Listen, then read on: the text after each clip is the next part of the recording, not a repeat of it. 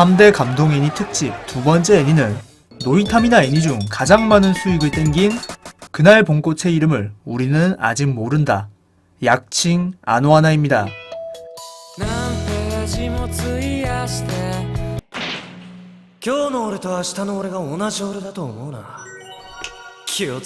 리뷰에 들어가기 앞서 여러분들께 전하고 싶은 부분이 있습니다.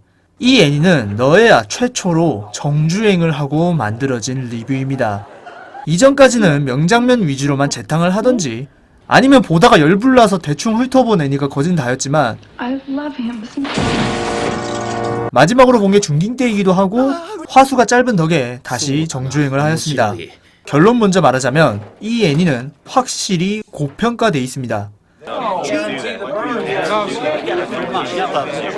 No, sir. We get them on a free return trajectory. I agree with Jerry. Use the moon's gravity, slingshot them around. 이런 애니들 많이 있죠. 어릴 적에는 정말 재밌게 보았는데 커서 다시 보니까 그저 그런 애니였구나 라고 깨닫는 애니라고 저는 생각합니다. 이러한 이유는 별 다를 거 없습니다. 그때의 저와 지금의 저는 다르기 때문입니다. 그 당시에 저는 애니를 잡식으로 먹어치우던 시기였기에 이 정도의 감동에도 괜찮게 봤던 것 같습니다. 신파 가득한 영화로 유명한 하모니도 질질 짰을 정도로 감성이 풍부했던 시기였죠. 하지만 명심해 주시기 바랍니다. 저는 아노하나를 좋게 보신 분들 또는 예전에 보았지만 아직까지도 좋게 느끼시는 분들의 생각을 존중합니다. 저도 그때 당시의 감성을 기억하고 그것이 잘못되었다고 생각하지 않습니다. 그리고 제목에 꽃이 들어간 만큼 이 애니는 꽃에 대한 디테일한 연출을 잘 넣었는데 저는 이에 대해서는 언급하지 않을 겁니다. 너무 진부하기도 하고 저도 물론 디테일을 중요시하는 사람이지만 그렇게 크게 보지도 않습니다. 디테일을 중요시하면 작품의 큰 그림을 보지 못할 수도 있습니다. 첫 번째, 아노하나는 인싸 감성이 돋는 수려한 작화와 큰 거부감이 들지 않는 무난한 주제를 담고 있습니다. 제가 얼핏 기억하는 것이긴 한데 중딩 당시에 잘 놀던 인싸 친구가 아노하나를 보고 슬펐다 라고 이야기했을 정도로 오타쿠 애니 중에선 대중성이 꽤나 높은 애니입니다. 첫 에피소드 자체가 포켓몬 골드를 하는 내용이기도 하니까요. 하지만 아노하나의 개그 방식에는 약간의 호불호가 있는 편입니다. 특히 일본 특유의 성을 위주로 한 개그 방식 말이죠. 각본을 맡은 오카다 마리는 이런 애로한 개그를 정말 좋아합니다. 얼마나 좋아했으면 나중에는 아예 성을 주제로 잡은 작품을 만들 정도니까요. 아노하나의 초안이 애로를 감미한 개그물이었다는 게 밝혀지면서 중반까지 이러한 초안의 흔적이 군데군데 볼 수 있을 겁니다. 대표적으로 나루코의 별명이 아나루라는 것.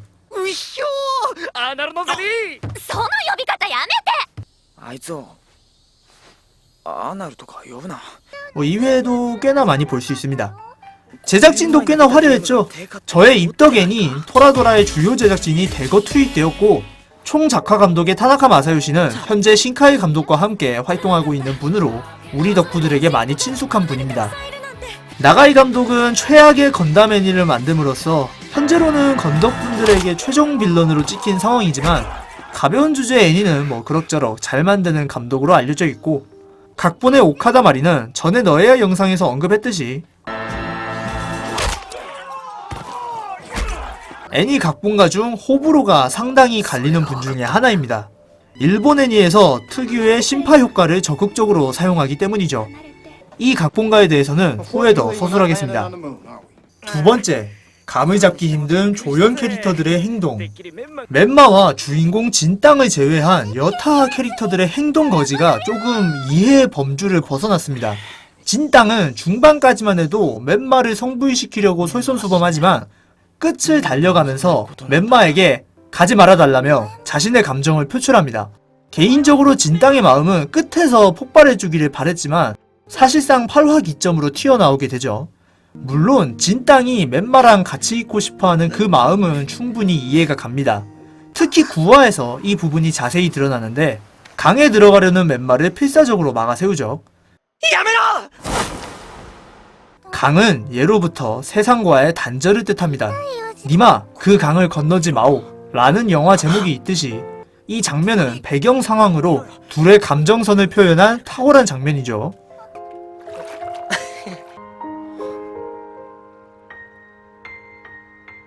아노하나는 이런 식으로 배경 디테일 부분으로는 칭찬받아 마땅합니다.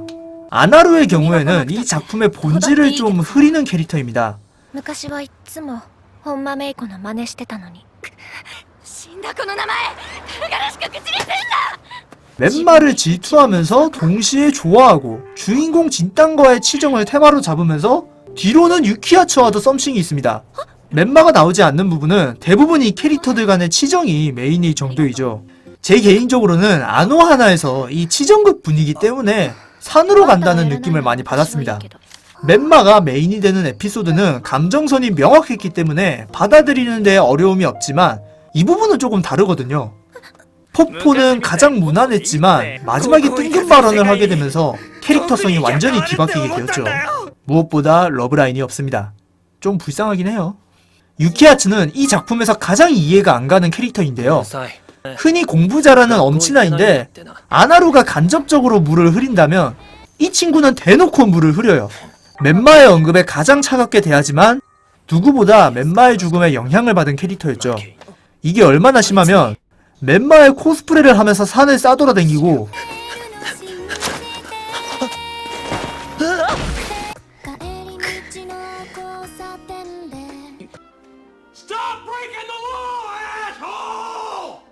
심심하면 가발에 코박죽을 하면서 지랄 연병을 합니다.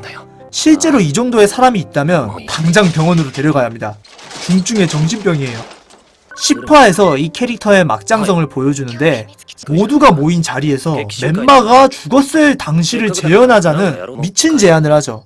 세상에 이게 사람이 할 행동인지 좀 궁금할 정도입니다. 이 애니에서 가장 놀란 장면이에요. 더 웃긴 건 여기에 동조를 하는 놈들이 있었다는 거죠.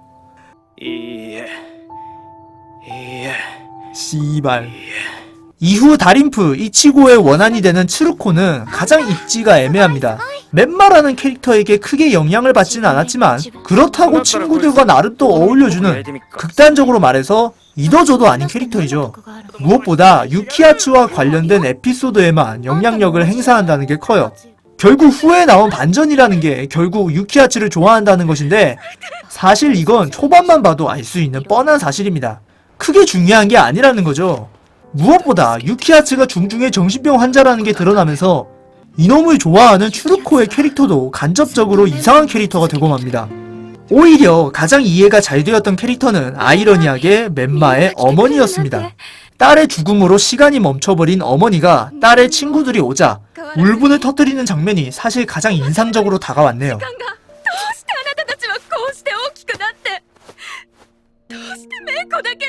멤마는 나름 공감이 될 수 있는 캐릭터입니다. 순수하지만 자신의 입장을 확실히 인지하고 가족과 친구들의 변화에 영향을 받으면서도 결론적으로 멤마에 의해 주변 캐릭터들이 변화를 맞이하는 매개체가 되었죠. 작품에서 보이는 멤마의 행동들은 나름 설득력을 보여주는 부분이 많습니다. 허나 문제는 다음 부분에서 생기게 되는데요. 세 번째, 마지막 화. 사실 아노하나에서 가장 문제점이 두드러지게 나오는 화수입니다. 초중반은 나름 에로틱 개그가 감미된 애니였지만 후반으로 가면서 정말 구라 하나도 안 썼고 매 화마다 캐릭터들이 울고불고 지랄 연병을 떠는 꼴을 볼 수 있는데 마지막 하이라이트를 위해 작품은 전력으로 캐릭터들에게 눈물 열박스를 장착시킵니다. 울기만 하는 사람을 봐도 같이 우는 갓난애기처럼 어릴 적에 우리도 이런 영향을 안 받지는 않았을 것 같다는 생각이 들 정도로 심심하면 울어요. 특히 마지막이 가관인데 불꽃 축제를 했음에도 성불하지 않자 친구들과 모여서 갑자기 커밍아웃을 합니다. 내가 쓰레기다, 내가 너를 좋아한다, 내가 사실 죽은 모습을 봤다. 뭔가 많은 것들이 한꺼번에 튀어나옵니다. 포포의 경우는 그 전부터 약간 숨기는 게 있구나를 보여주지만 결론적으로 포포의 트라우마는 작품에서 크게 작용되는 정보가 아니거든요. 포포의 캐릭터는 아무 조건 없이 주인공에게 조력하는 조력자 포지션만으로도 사실 포포라는 캐릭터에 아무 문제가 없습니다. 죽은 친구를 위해 도와준다는데 더 이상 큰 뭔가 필요는 없잖아요. 하지만 어떻게든 감동의 크기를 넓히기 위해 멤마와의 연결고리를 어떻게든 만들기 위해서 넣었을 가능성이 큽니다. 결론적으로 이 친구들은 멤마를 위한답시고 성부를 도왔지만 자기 자신을 위한 위선적인 행동이었다는 게 이 녀석들의 결론이죠. 그리고 울어요. 아무튼 그래서 보는 저도 감정이입을 하려고 합니다. 근데 갑자기 아니 울길래 저도 이에 맞춰주려고 하는데 갑자기 또 분위기를 바꿉니다. 방금까지만 해도 치고받고 싸우던 놈들이 속눈썹 하나로 갑자기 화목해지는데 보는 우리들은 따라갈 수가 없습니다. 자기들끼리 이리저리 해서 감정을 정리하고 결단을 해버리니 역으로 이 멘마라는 캐릭터가 무한해질 정도예요. 정말 멘마는 이 친구들의 변화에 매개체만 되었을 뿐입니다. 이러면 전적으로 멘마가 일으키는 효과가 없어지죠. 이는 오카다 마리의 최신작인 거친 계절의 소녀들이여에서도 여실히 드러나는 부분입니다.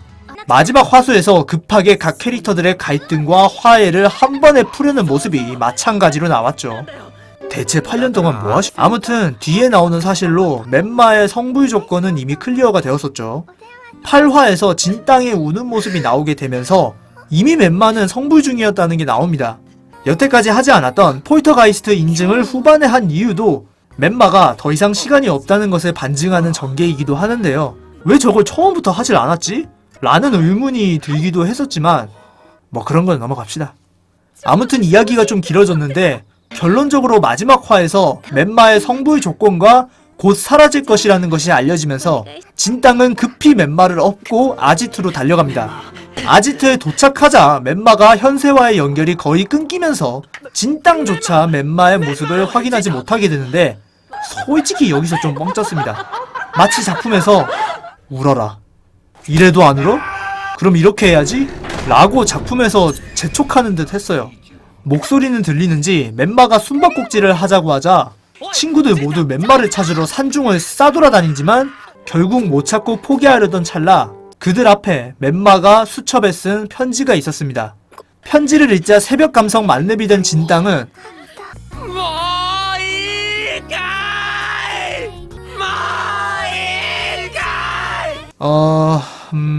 이게 그러니까 연기는 잘해요. 성우분들이 연기는 참 잘합니다.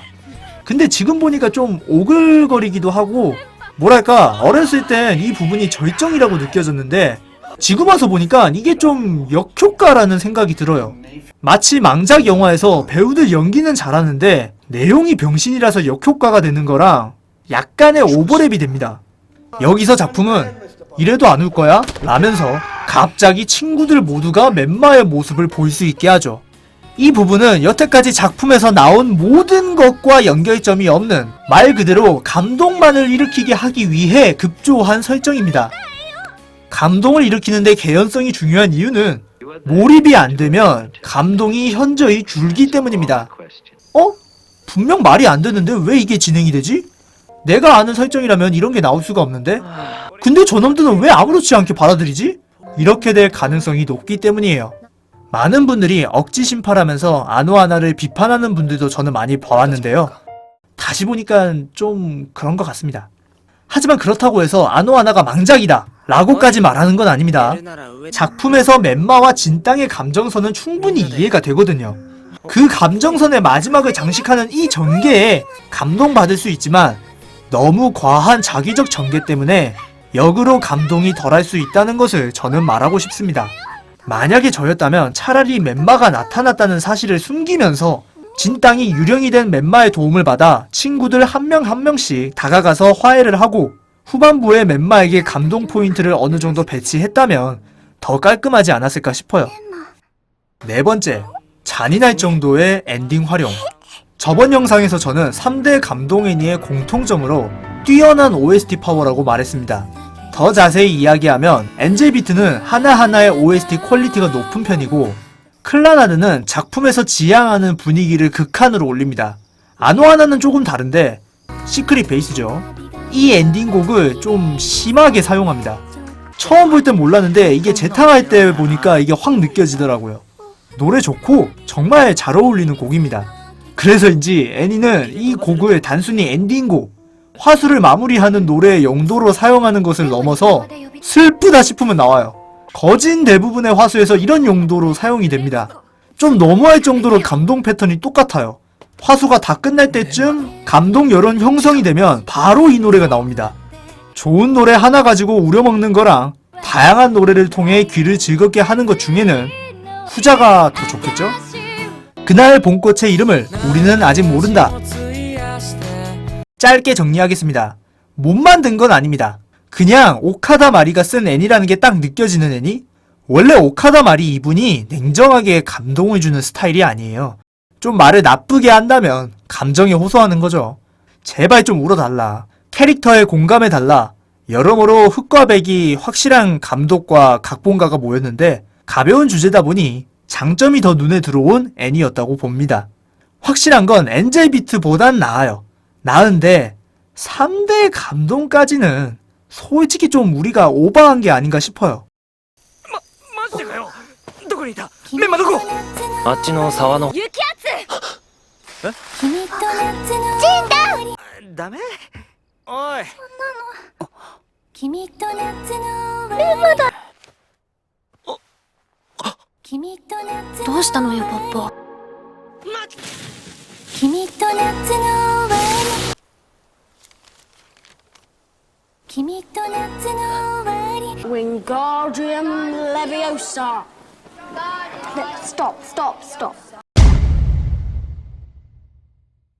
여러분들 안녕하세요. 반갑습니다. 단지덜입니다. 3대 감동인이 파헤치기 특집 두 번째 아노하나가 끝이 났는데요. 그 이전에 너에아가 무려 20회에 도달했다는 소식을 전하고 싶습니다. 지금까지 너에아를 응원해주신 많은 분들께 감사하다는 말씀 올리고요. 앞으로도 더 재밌고 유익한 애니 리뷰가 되도록 노력하도록 하겠습니다. 이제 특집 마지막 하나를 남기고 있네요. 클라나드를 과연 제가 어떤 식으로 다룰지 다음 주를 기대해 주시면 감사할 것 같습니다. 구독과 좋아요, 댓글, 알람, 영상 공유는 정말 많이 해주시면 저한테 더 도움이 됩니다. 이번 주는 받은 팬아트는 없지만 그렇다고 제가 막 상심하고 그러진 않습니다. 보내주시면 감사한 마음으로 받고요. 보내주신 분들은 딱 그 주에 너희가 애니를 아느냐 지금 이 아우트로에 제가 삽입을 하고 있으니까요. 그리고 보내주신 팬아트 순서대로 매주마다 유튜브 푸사로 이제 사용할 생각이니까요. 참고해주시면 감사하겠습니다. 영상 마무리하겠습니다. 빠이빠이!